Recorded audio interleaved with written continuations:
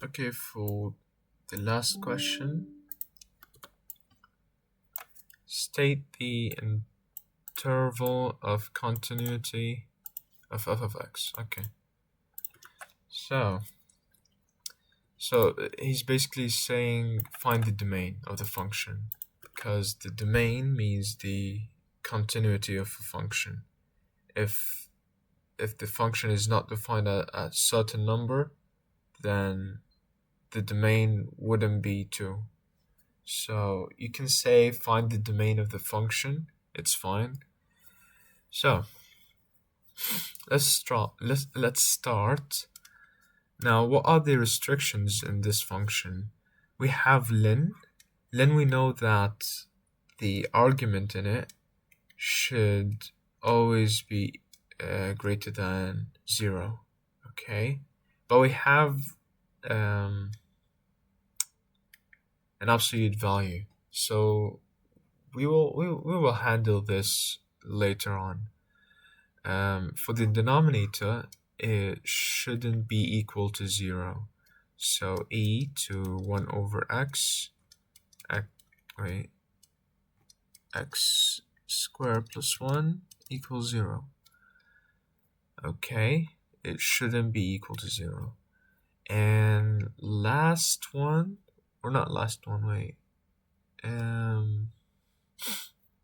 And of course, it shouldn't be equal to 0 because e to 1 over 0 would be undefined. So for this function, it doesn't have to equal to 0, or it shouldn't be equal to 0. So that's the first one that we know. And we have a square root here. Yeah, it shouldn't be, for square roots, the radicand should always be positive, so it should be greater than 0. So those are the restrictions in f of x. Okay, first len greater than 0, and the denominator should not be equal to 0. And for e to the power of 1 over x, x shouldn't be equal to 0. And for the radicand, it should always be greater than 0. So let's solve each one of them. Let's start with the denominator not equaling to 0. We have two functions multiplied by each other equals 0, so this is the 0 property. We'll take each function and solve it by itself.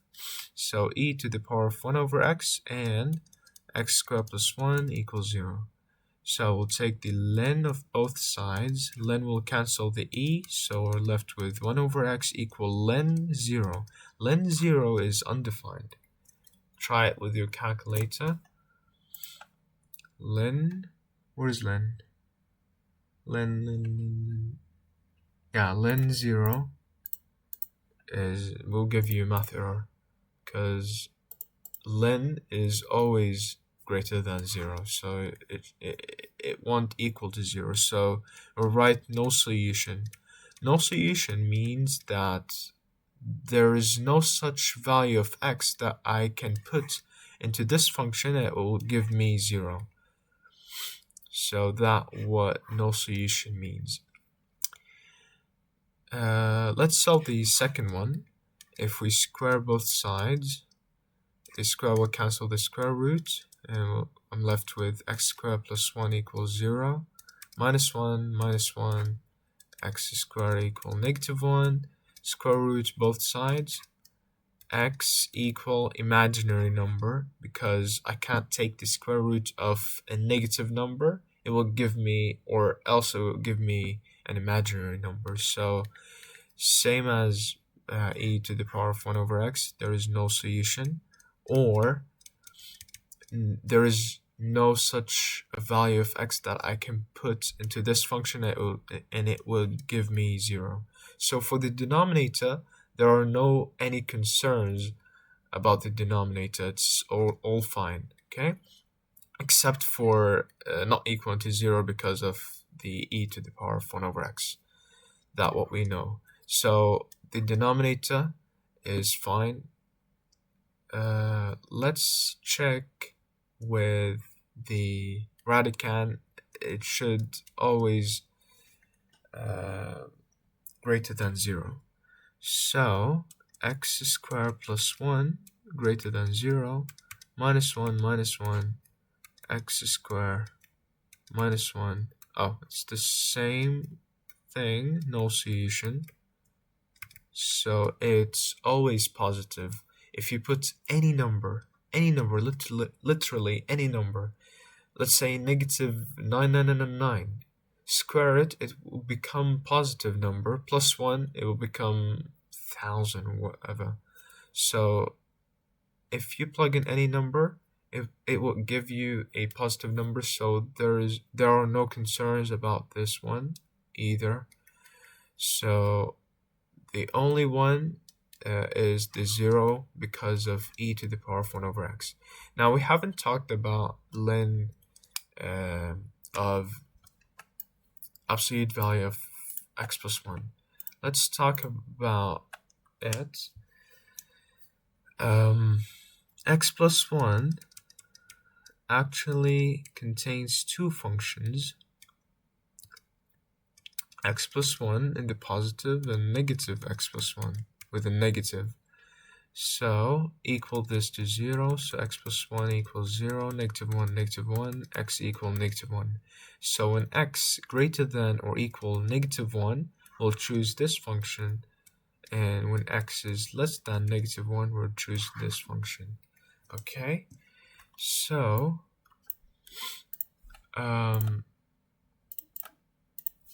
let's see. X plus 1 greater than 0, minus 1, x greater than negative 1. So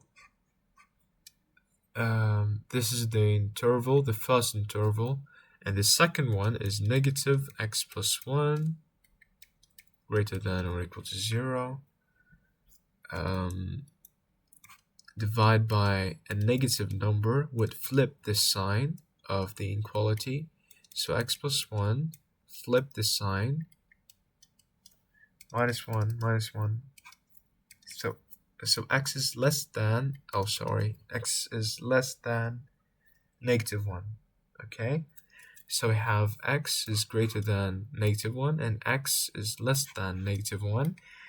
And we know that it shouldn't equal to 0. So those are the intervals of continuity. Let's write it in a proper form.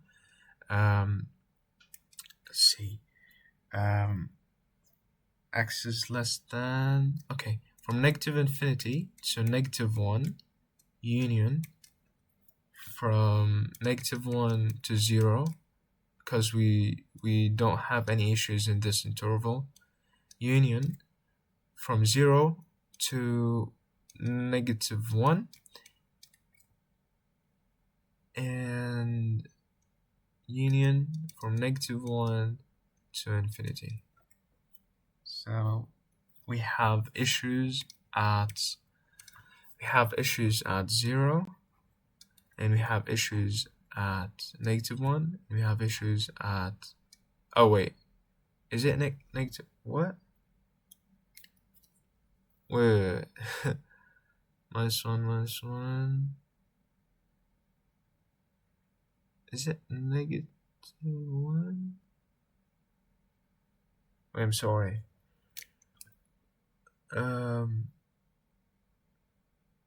Negative x plus 1 is greater than or equal to 0.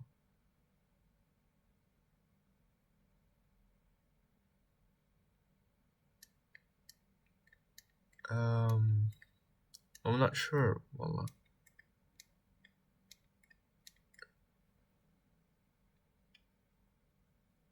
Maybe remove. Wait.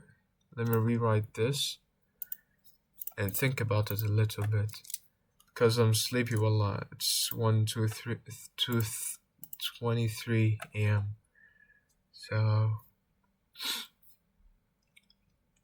it shouldn't equal to 0. Okay. and x is less than -1. So from -infinity to -1, and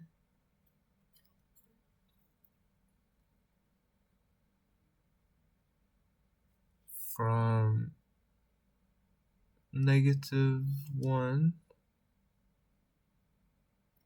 to 0. Yeah, as I wrote it before. The one that I wrote before was correct though. So yeah. Okay. From 0 to infinity. Yeah, that's just the issue. From 0 to infinity. That's how it should look like. From -infinity to -1, because we have an issue at -1, as you can see here. -1. We have issues at -1. So I'm putting it with a union, and we have issues at 0. So that's it. That's the final answer, and this is the answer for question I and the answers for the worksheet in general.